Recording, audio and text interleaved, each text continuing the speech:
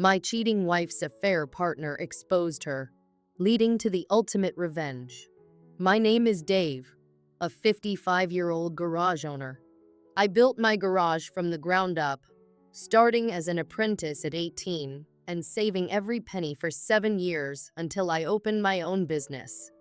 It took decades of hard work, but it eventually flourished into something I was truly proud of. Then I met Jenny. We clicked instantly at an auto show while she was still in university. For a while, we were limited to phone calls since we lived in different cities, but when we finally reunited, it was special. Not long after, she lost her parents, putting her studies at risk. Knowing she was the one for me, I used my savings to support her education, a gesture that left her overwhelmed with gratitude. 5 years later, she moved in with me and soon landed a job as a lawyer. Our relationship grew deeper, and on a memorable hiking trip, she surprised me by proposing. We married 3 weeks later in a small ceremony. For the next 20 years, we raised our 2 kids, Maria and James, both of whom are now grown and independent. Maria is in university, and James is a guitarist in a local band. With our kids off living their own lives, I felt content. Life was good, or so I thought. Then things changed. Jenny began working late after getting a new position, one with more prestige and a high-profile boss, a well-known lawyer I wasn't fond of. For 3 months, I watched her behavior shift, becoming more distant. Finally, I confronted her, and she confessed to having an affair with her boss. When I asked why, she said I was still the same man she married, plain, rough around the edges, and not someone she could proudly introduce in her new social circles. I reminded her that I had always been there, that I'd supported her career, and put our kids through college. Her response? "If you can't accept this, I'll divorce you and take everything you have." The next day, her boss, John, showed up at my garage. He arrogantly flaunted his connections, detailing his plan to take everything from me.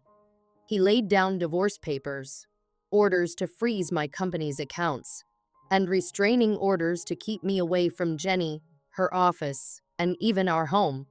He claimed he was the alpha male Jenny deserved, and I should accept that he'd continue seeing her. I stood there listening, but I wasn't intimidated. He may have had his papers and his bravado, but I had something more primal on my side.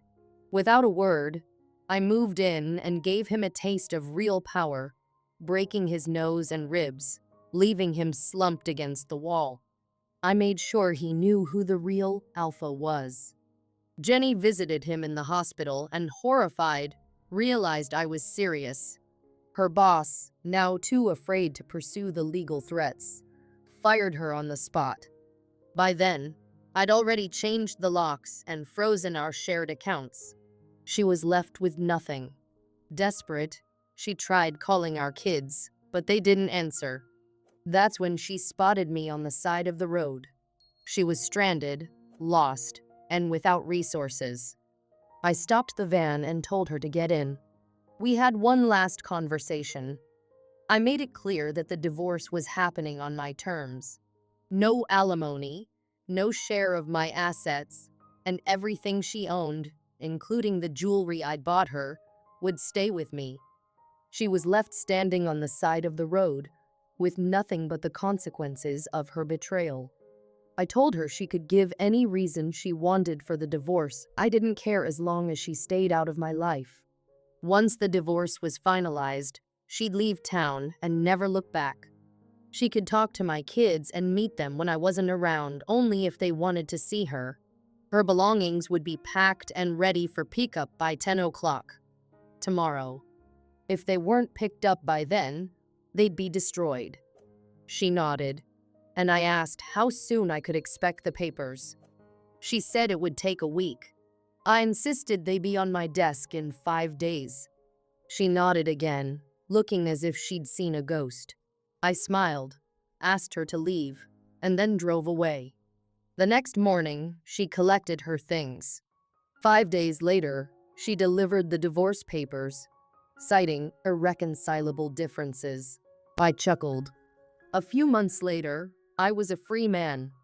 I regretted the marriage falling apart, regretted that Jenny couldn't understand loyalty or see the man I'd tried to become for her.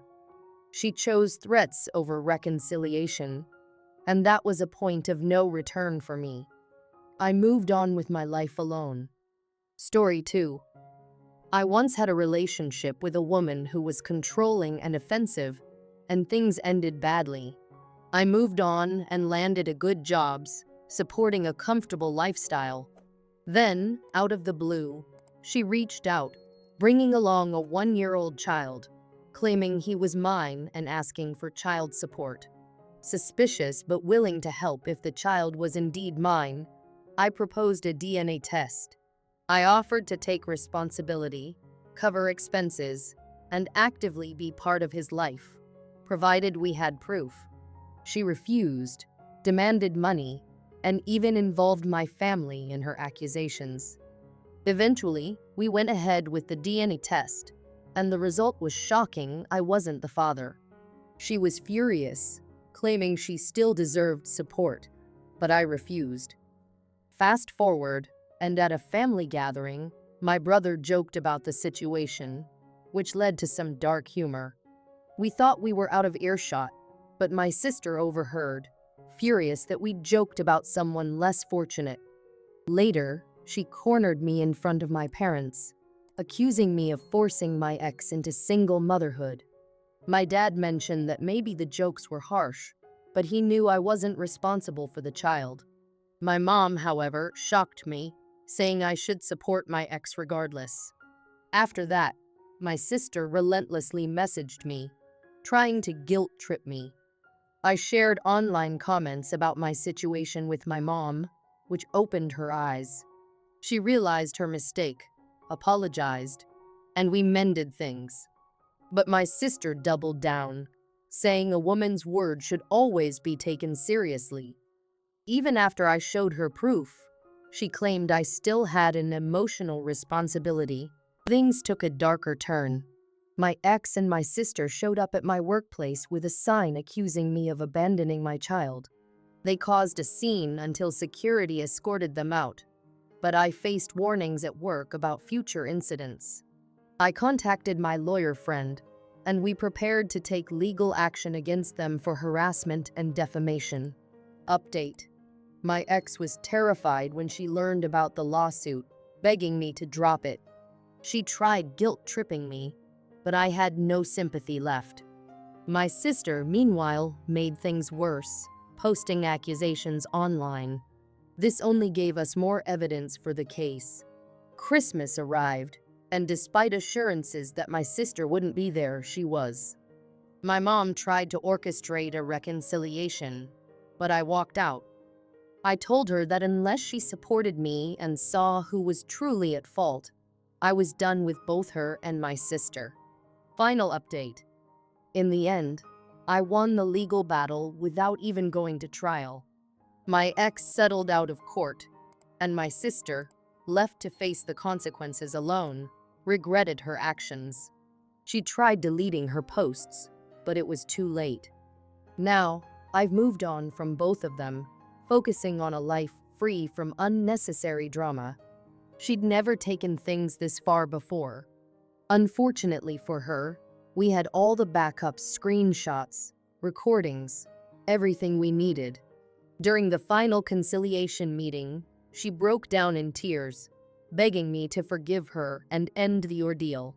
But she'd crossed too many lines, and now the consequences were hers to bear.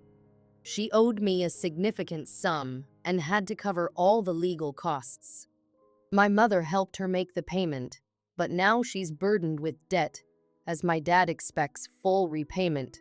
At first, she resented me for pressing the issue so far, but after a few months, we had a conversation and began to mend things. The relationship is still strained, but slowly healing. She eventually confessed that she thought she was standing up for a just cause, defending a woman in need. Her friends had encouraged her to fight me, convinced her it was about protecting other women's rights. Yet, when reality hit, and she realized she couldn't win, all those friends disappeared. My ex abandoned her too, leaving her with no choice but to back down. To clarify, there was no romantic relationship between my sister and my ex. I don't know where my ex is now, nor do I care. She's paid her dues and vanished, and I hope never to cross paths with her again. Some people think I went too far, accusing me of ruining a single mother or failing to show family loyalty. But I no longer care. During the conciliation process, my mother took my sister's side many times. She tried to persuade me to let things go, even guilt-tripping me, saying she'd disown me if I didn't stop. In the end, she couldn't follow through with her threats, though the resentment lingered. The entire time, I wondered why she consistently took everyone else's side over mine. After some advice, I decided to take a DNA test. My brother, dad, and I agreed that my mom's behavior was highly unusual. My dad, growing suspicious, felt certain she was hiding something. We had a heartfelt conversation, and my dad promised that no matter the results, he'd always be our father. When the test confirmed that my brother and I are indeed his sons, Dad was relieved yet embarrassed for ever doubting his wife's loyalty. We decided to apologize for putting her through that, and I offered to go first. That evening, we all gathered at my dad's house, and I began by apologizing for the months of tension. But when I suggested we all take a DNA test, my mom exploded with rage. She lunged at me, yelling, scratching, and hitting. My dad and brother had to pull her off me. When my dad told her I was only apologizing because we were confirmed to be his sons, her face displayed fear and desperation. That reaction exposed everything. She admitted to an affair years ago, uncertain if I was my dad's or her lover's child. She had intended to keep this secret forever. My dad was furious.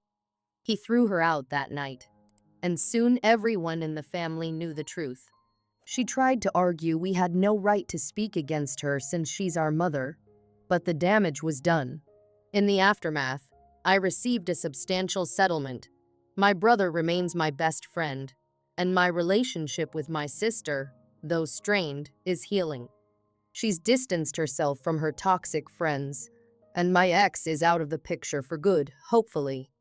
My dad and mom are staying together, but he hasn't forgiven her, and he never will. They are married but no longer a couple. Meanwhile, my mom openly despises me, claiming that if I'd just followed her instructions, none of this would have happened. So that's the story. I apologize for the length. I wish you all a wonderful year ahead. I'm working hard to build a life free from this chaos, and am even seeing a psychologist, which has been helpful. Although trust is difficult for me now, I'm doing my best to move forward. My dad, brother, and I have urged him to consider divorce, but he's made up his mind to stay. My relationship with my mom is beyond repair. Finally, story 3. I'm on my way to court because my wife's affair partner is suing me. I'm 29, and my wife, 27, was exposed by a stranger who called me out of the blue. He explained that a coworker had been bragging about his affair with a married woman, my wife, and showed explicit photos of her to others at work. This stranger, feeling disgusted, tracked me down to let me know. When I pulled over to process this, the details he shared were unsettling. He knew her gym schedule, her car make, and even claimed she called me while with her lover, mocking me behind my back. While on the road for work, I'd received a few odd calls from her that now made sense. The weight of her betrayal hit hard, especially given that I'd been planning to start a family with her once we'd achieved financial stability. And here I am, facing this lawsuit. As I navigate this mess, I'm reminded of the sacrifices I made for our marriage, and now I question everything. I believed he would treat Ava with respect and look out for her the way I would. So, Joseph started driving her to work, and everything seemed perfect for a while. As my trips increased, I noticed Ava calling me more often, almost at random times. She would call to say she missed me, or that she was thinking of me. Whenever I asked why she sounded out of breath, she'd casually say she just got off the treadmill. The timing felt strange, though. Those weren't her usual workout hours, and she'd never been one to reach out so often before. Then one day, I got a call from an unknown number. The stranger on the line told me something that hit me like a freight train. He hinted that my wife might be seeing someone else. I could feel my stomach drop as the pieces started to fall into place. I decided to take my time on the drive to my client's site, sorting through my suspicions and reevaluating the things I'd ignored. Once I arrived and finished my work, I checked into a hotel for the night. That evening, Ava called, asking if I'd be coming home or staying at the hotel. Her question, which might have seemed caring just a day ago, now felt loaded, like she was checking if she had a free pass to invite someone over. I snapped and told her I'd already said I was staying at the hotel, which wasn't true, but I was too angry to care. The next day, I got an anonymous email with a photo and a name. It was the man my wife was allegedly involved with. A quick search showed he went to the same gym as Ava, owned a flashy Corvette, and seemed to thrive on showing it off online. Here was a guy who was muscular, flaunted his car, and now, apparently, my wife's attention. My blood boiled. I emailed my boss, asking for a few days off. And when I finally got the green light, I returned home, telling Ava I had more work. I rented a car so she wouldn't spot me, then followed her.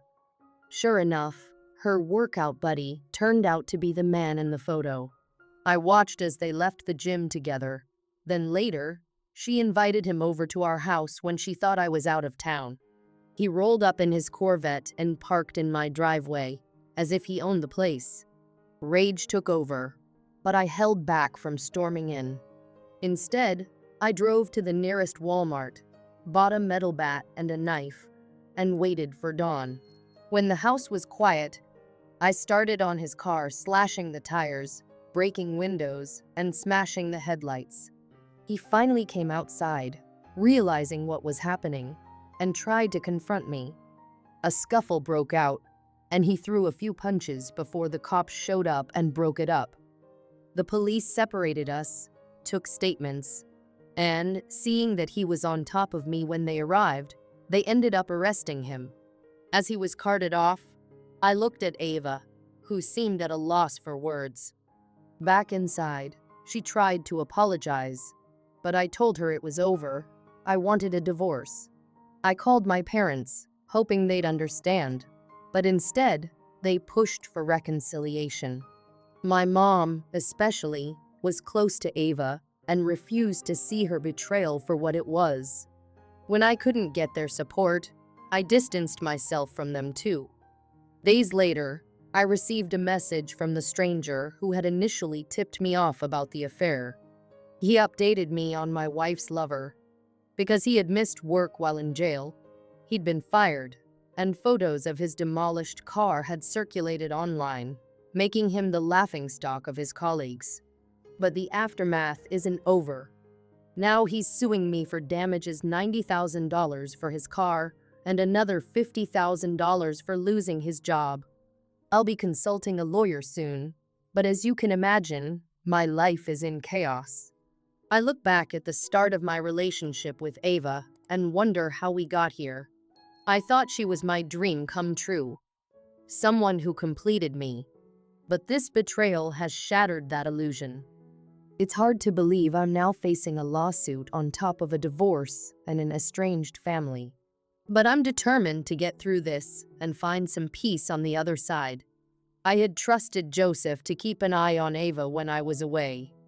I knew he was a bit of a charmer, but I never expected he'd betray me and destroy our 25-year friendship.